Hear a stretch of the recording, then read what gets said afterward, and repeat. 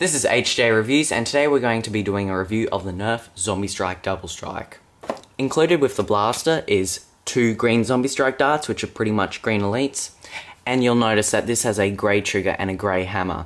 The reasons for it having the grey trigger and grey hammer is because in Australia we have our new NERF blasters have decreased ranges, and to show that our blasters have decreased ranges, they put a grey trigger on them. With the design of this, you can see that this is a pretty nice looking little pistol. It kind of resembles a revolver, so I really like the design of this. So as you can see, it's just got the green Zombie Strike color scheme, bandage around the handle. It's got one tactical rail at the top, very small.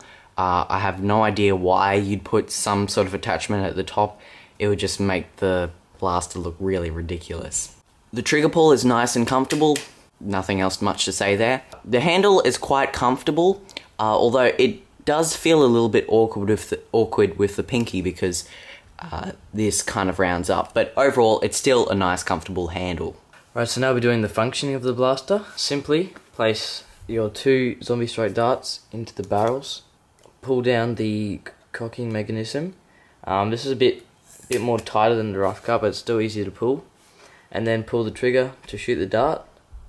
Then you do the same thing for the second dart, but the problem with the second dart, it won't shoot quite as far as the first dart. I've also got smart air restrictors in it, so you can put it in the top or the bottom, it doesn't matter.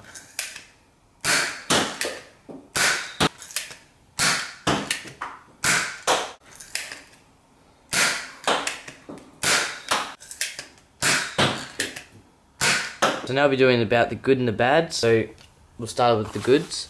The goods is that it's light, easy to use, and it's one-hand priming, so you can dual wield them or whatever. It shoots 2 darts. Instead of it being fire strike where you've got to keep on putting them in, you can just shoot 2 in a row, and it looks nice. It really does look nice. So now onto the bad of the double strike. This does not have really the best ranges. I've even heard for the orange triggered versions, they're not even getting great distances.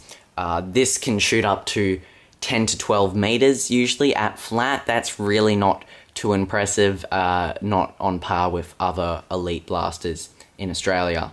The range on this is quite disappointing. Also, this would be more of a short-term bad. If you're not used to the hammer with this blaster, so you haven't used any other hammer action blaster like the hammer shot, it will take you some time to really get used to pulling this, because I remember when I first used the hammer shot, it took me a while to try and pull it down.